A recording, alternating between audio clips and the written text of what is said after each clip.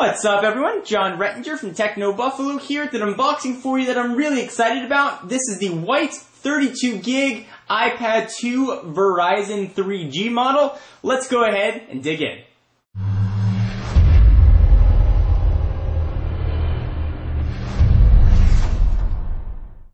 So I went white and Verizon. I figured my iPad 1 that I had was black, and on AT&T we'd go the exact opposite for comparison purposes. So here is the box.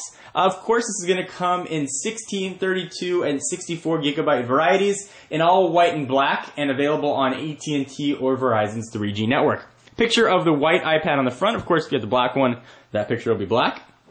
Apple logos on the side, iPad, and some business here. If you do get a 3G version, you do not have to activate it in the store. We will bring back Senor Stabby, the obligatory big ol' knife, and we will cut the plastic here. Go ahead and slice that on open. Let's see if that's enough to peel back this plastic. You figure of all the unboxings, I would be a plastic cutting pro by now, but I'm not. So we've got plastic off. There is iPad 2. Go ahead and take off the box here. Just some cardboard on top. There is the iPad. It almost doesn't even look like anything in the box, just a screen, because the white frame matches the box. Go ahead and lift up that tab. On first blush, the iPad 2 definitely feels thin. It definitely doesn't feel all that much thinner, though, than the first gen, despite being about 33% thinner. Push it off to the side for just one moment. We'll see what else we're going to get in the box, although it's probably not going to be too surprising. Here we've got your Designed by Apple in California. The question I always get, are there Apple stickers? So we've got some little tips and tricks about it, and there are your two Apple stickers. So we'll go ahead and close that up. USB cable with Apple's 30-pin connector. It looks to be the same one that we saw with the last gen. And it looks like the same size power adapter as well. But that's not the exciting part. Let's go ahead and take a look at the iPad 2.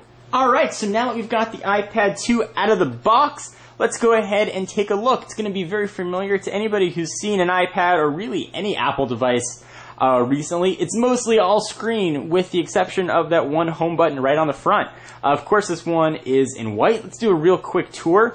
On the front, you've got a new VGA camera for FaceTime. You can take video or stills with it, although presumably not at the highest quality. On the left, you're going to have nothing. You can see that tapered design. On the right, you've got your volume rocker up and down, and you've got a rotation lock or a mute switch. You can now choose what you'd like that to be. On the back, the Verizon or AT&T 3G models are going to be adorned with a black antenna. If you have the Wi-Fi only model, it's going to be just aluminum or aluminium, depending on where in the world you are. And we've got a rear camera capable of shooting 720p video. It would also take stills. We've got a power and lock button on the top right there. 3.5mm headset jack, which is non-recessed. On the bottom, 30-pin connector. It's Apple's proprietary. It's now actually become a standard. It seems kind of weird to say proprietary standard.